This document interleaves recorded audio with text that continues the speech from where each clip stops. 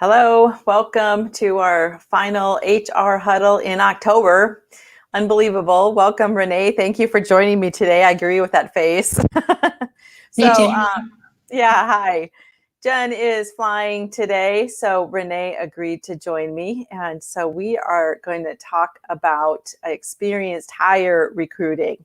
And Renee and I were talking about this, and it was like, maybe there's a little bit of hopelessness or resignation around it. And, we're just struggling finding, people at the certain levels for sure. I think that is the case. We can find maybe interns, new staff, but those experienced maybe seniors or managers or even like specialty, people, that it's been a challenge. And we've been talking on the HR Huddle about the great resignation or the big quit. And I think, as we've been looking at what we can do between now and the end of the year, Jen and I talked about some strategies on the last HR Huddle. So go listen to that if you happen to miss it. But another one is, don't give up on experienced hire recruiting. If you really focus on it, you're messaging it, you are implementing some strategies that we'll talk about today, it will bring hope to your team and to your people, and help to continue to solve this capacity challenge that we're having. So Renee, what would you add to that for setup there? Well, the timing is perfect right now, Tamera, because it is what we would call quitting season. It's unfortunately, so you need to be paying attention to that too. That's what Tamera and Jen were addressing last time. And so the nice thing about quitting season is that that's perhaps hiring season for you. If we want you to be thinking about, like, if the trout are starting to run and we want you to be standing out there in the middle of the stream with your hands out ready to catch them. And so what are the great things about working at your firm? What are the differences in working for you? What are the things that you're doing that would be attractive to people that they would want to come and work with you? If you are really highlighting that, you have your ads out there, and we're going to talk about some other strategies, but we want you to be ready to catch those fish. And here are some fish, Tamera, that I think are going to be jumping, is people whose firms say you're going to have to come back into the office. And so, unfortunately, for those firms who aren't ready for remote, that makes it harder for you. But those firms out there who are doing a great job with remote, with allowing people to make decisions about where they work, I think you can catch some fish this fall. Because they're being told, they're being mandated by their firm, you have to come into the office, you have to be in the office 3 days a week. And people don't necessarily want to do that for varying reasons, because they don't like the commute or whatever it is for them, really. They don't want to do that. And so if you are willing to hire people remote, we think you can definitely catch some fish. And how might you do that? We would have you post every single ad online with remote possibility, like, we are open to remote. We are open to a blended environment. And firms that are doing that, they are having incredible success, Tamera. They have been for the last 3-6 months, really finding these lateral hires. We're seeing a lot of lateral hires. We were seeing it before the fall busy season. So that's one strategy you could go and take advantage of, is to post your jobs remote. Well, and I'll just add to that the statistics, there's a bunch of surveys out there of employees, and 60% plus, upwards of 60% would take a new job or a different job if they had the ability to work remote or in some kind of blended environment. So it's pretty high. And we are seeing that move across firms like we haven't been in the last few years. It's always been there, but I think in the profession we would say, well, they went to industry. It wasn't public accounting, and we would say, okay, well, good, congratulations, we just scared them away from public accounting. What can we change in our firms to attract people? This is one of them that we can do to keep them, and figure out, how do we really make this hybrid or blended environment work, or how do we find remote team members that we don't have to be attached to the geography, borderless reach. And they can serve clients borderlessly as well. So your messaging is crucial about that. It will differentiate you. It will attract people. And I like your fish analogy, because those fish will jump into your boat when they see that. I think that is super important for us to do. I think, you were talking about advertising, and we can talk about some specific strategies, but I think there's like an umbrella, Renee, that as we look at that we've been talking about, and that's continuous recruiting. I think we're still seeing one of the mistakes that firms make is that I hire when I think I have a position, instead of I just need to be hiring continuously. And we have specific roles. We want to grow. We are going to have some percentage of turnover. And so we should just plan on that so that we have the capacity to grow, whether it's, growing our current services and solutions, but firms are adding a ton of new services, advisory services, trying to free up, partners and managers to be able to provide those services. So we do need some of that middle management or that middle tier, which I know is difficult to find. And so we have to be continuously recruiting and hiring and cannot be taking our foot off that gas pedal. Which means we need an owner for it, Tamera, and it needs to have somebody that has capacity carved out for them. And historically, recruiting might have been done by someone who's client facing. So in Tamera's example, they would put it down during busy season. They wouldn't recruit, let's put that all on hold. If we have a good candidate that comes in, sorry, we can't look at you right now. It's busy season. And we want you to be thinking about just year round that you are reaching out and seeing what the candidate pool looks like and putting your ads out there and really just being on top of that on a year round, 365 days a year. And when a good candidate comes in, you look at them, even if you don't have an open role. And that is also challenging sometimes for partner groups because they say, well, that puts us one person up, like one past what we need right now. We would say do that. That's a strategic move. And you can choose to either sell into that capacity, or you can choose to let go of someone who's not really working out that well to free up a spot, to have that person move in. I think that's good. Yeah, I like that approach.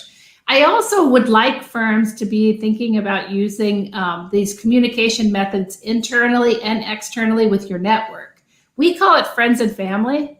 And so let's say 4 times a year or 6 times a year, you pick a certain job role. Let's say you really need some strength in your estate and trust area.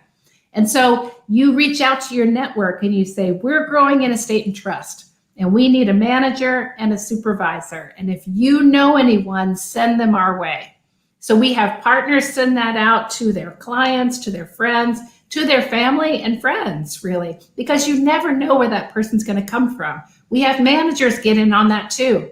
And we can do that in email, those communications. We can also do it in LinkedIn messaging. So have people reach out to their networks. We're growing. And what we can do is create this templated message. So it's really easy for our users. It's plug and play. We say, here's the message. Here's what we're looking for. Throw it out to your communities. And by the way, if people identify a candidate and we hire that person, we should pay the internal referral bonus for that. Even if we pushed out the ad, still, we want to be really generous with that when people bring candidates that we're paying that referral fee, Tamera. Well, and they're taking a leap of trust, referring it to a family or friend member. And so how do we, reward that? We want to acknowledge that they are putting that out there, putting themselves out there, putting the firm out there. So I agree. I think it's really important that we pay, that referral bonus, for those kinds of opportunities as well, for sure. I think that's great. And that's a generous enough amount. So I think the old story was maybe $1,000, $500, $2,000. We're seeing firms pay, 5-digit referral bonuses. 10,000 plus. Yep. That's exactly right. Because if you think about what you would have to pay an external recruiter, wow, it's worth it. And I think our internal referrals, we have much better success with than we do external referrals. Yep. And by the way, recruiters aren't really paying a lot of attention to most of our clients. I think if you talk to recruiters right now and you ask them, how many people are you hiring for the Big Four? It's an incredible number. So how can we really compete at the smaller firms with that? They don't have time for your little job orders. I'm sorry to say, I just think that's the story. We're going to have to do this internally if we're going to have it be impactful. Right. Well, and speaking of friends and family, I think, another group that is close to our firms is alumni. And so that owner that you were talking about, I think it's important to have an alumni list who's rehireable. So first we have to discern who is rehireable on that list. And then we would have man-to-man or woman-to-man, woman-to-woman defense, that is reaching out, probably several times a year, checking in, having lunch. How's it going? How's your family? What are you doing this fall? How is back to school? Just check in, keep that relationship. There might even be some firm events that we can invite them to, but that we have somebody that is responsible for doing that and reaching out for those individuals. And we never know. We talk about the boomerangs that come back, and we're seeing that. But we have to be intentional, for that really to work and to make a difference. Oh, I love alumni, Tamera. I think that's so smart. And just the idea of reaching out to those folks on a regular basis to say, in addition to knowing what's going on with them, how's your new role? How do you like it? To also say, hey, listen, we're growing over here. So if you know anybody, send them our way. And they might say, hey, I'm not really that happy. I'd like to come. You never know. It's like that prospect that you stay in touch with. And one day, drip marketing, one day they say, I'm ready to work with you. So I love that strategy. And then Tamera, also, anybody that we interview and we really love and we don't get the chance to hire, let's stay in touch with those people too. Let's keep them on a list, because yesterday's staff person is tomorrow's senior or manager even. So, reaching out to those people, checking in on them, how's it going with you? We just think that can pay really big dividends for you. And in marketing, we call that an old leads list. So, there are people that have reached out at one time or another, but we did not decide to move forward, one party or the other. And so we want to make sure we're managing that. Renee, I think one of the things that I've been talking to some firms about, and this is like basic. So I just have to acknowledge this is going to sound basic. And Renee and I just taught a session to a group of managers today. And we were teaching them knowing is not doing. So you might know these things, but what I have found is we're not consistently doing them. And I think because we might be a little bit resigned about experienced hire recruiting, they kind of fall off. But I will be working, with maybe a tax service line leader or an HR professional. We'll be talking about their roles, and I'm on their website and I'm on LinkedIn and I'm looking at their profile and I'm like, I don't see that position open here. I don't see it listed, or you haven't promoted that in, since June. And so they're like, what are you talking about? And it's like, it's fallen off. And so we have to be rigorous about making sure that our website is current, that our LinkedIn is current, that we are actively, posting it and promoting it. And again, it goes back to that owner. But I think sometimes, we think it's happening, but it's really not. We're, just are not consistently maybe. And so paying attention to that and making sure we're on the ball with those things is super important and critical. I love where you are with the basics, Tamera. And here's another one that I discovered recently with one of my clients. They're not being really specific about the role itself. So tax manager, audit supervisor, what are the expectations of that role? Can they be remote or not? What is that supposed to look like? What kind of experience does someone need? Could we be more specific to target the right candidates? They're just being so general and not really providing enough details, really, and then not telling enough of a story about why come work for us. Right. So getting our marketing department involved, and I don't think that might sound like something big, like, oh, a big project, but I don't think so. What about huddling with a group of people and generating 3 things that are great about working in our audit department, and let's get some promotion out about that, like come to work for us. And there's so many great templates right now on LinkedIn. There's a lot of competition, okay? So that might be intimidating, but go look at what some other firms are doing, just some really creative ways of promoting how great it is to work in our firm or what we have to offer. And so look at that and say, what could we do and how could we differentiate ourselves inside of something like that and start some of that marketing? And that can be through the company's LinkedIn profile or Tamera through individual LinkedIn profiles. Yep. Because everyone really can jump in and help get the word out. That's the whole point of that social network, is that we are going to leverage the power of the group. Now, if we're connected to each other, that's way easier. And so that's another thing we'd love for you to do is get your people connected to each other, have them connect internally, connect to their clients, connect to people in their community, because then we are casting this wider net out there. When we're using LinkedIn, we're going to have access to more people. Yeah. Oh gosh, I had several thoughts when you were talking there, Renee. So I'm not sure where to start. I think what I want to say about that is that we can do video clips and we can do testimonials.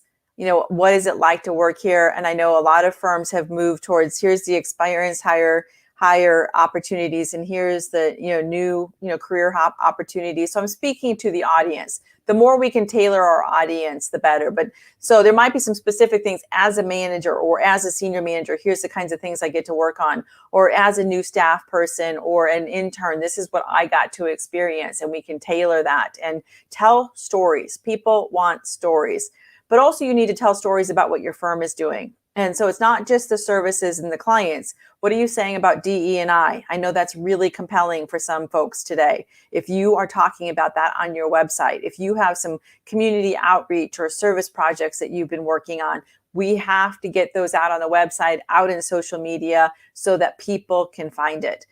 So tell more stories about your firm. And again, I don't think it takes that much. It's just assigning somebody and thinking about it. I know sometimes we'll do that. We'll go, who's writing about this? What are we doing in social media? How are we, thinking about it? We trust that Emily is, but Emily might not be involved.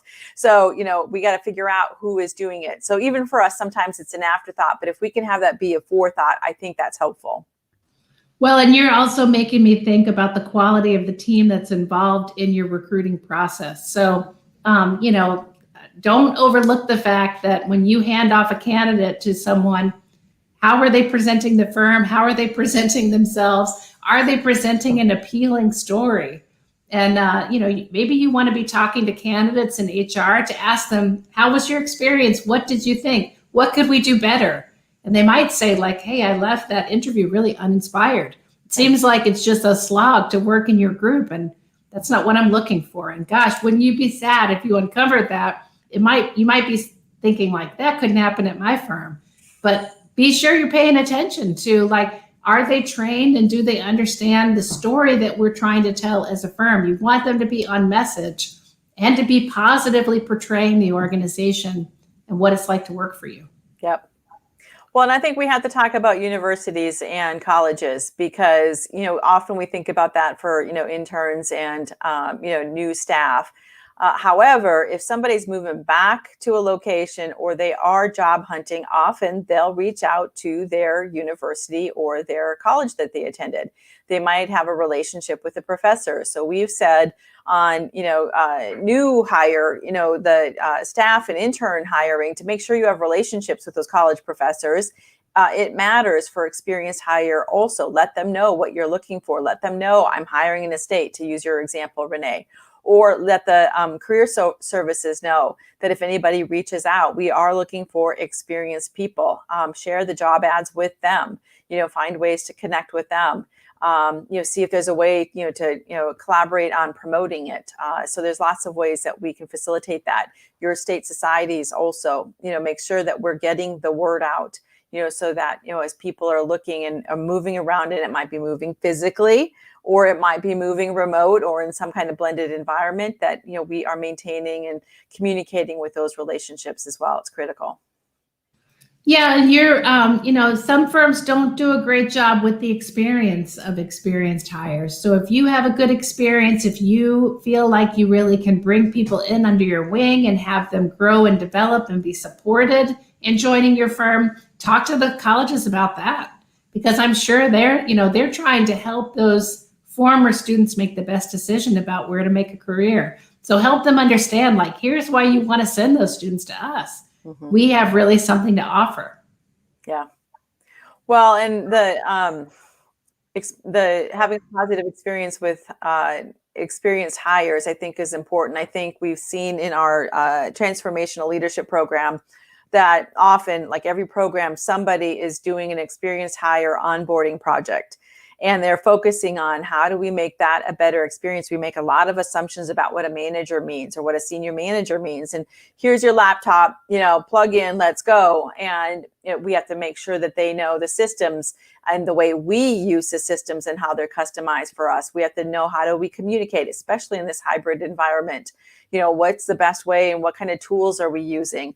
We roll out the red carpet for interns and new staff.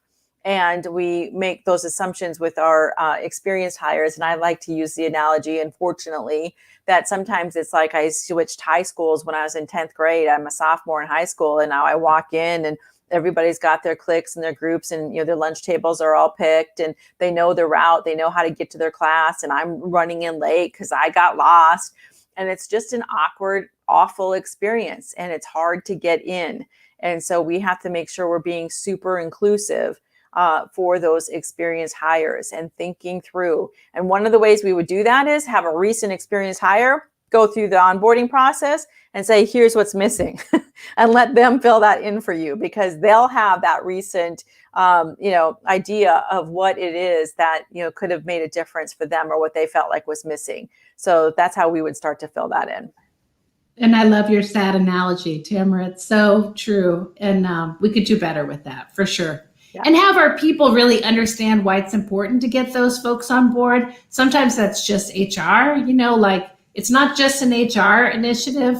It's making sure if they're joining the client accounting team that those folks are open and training and developing them and giving them some grace. Like, hey, look, you're new. It's going to take you a little while to come up to speed, and we're here to help you. So I really love that. Yeah, I think that's just super important. So any other last thoughts, Renee?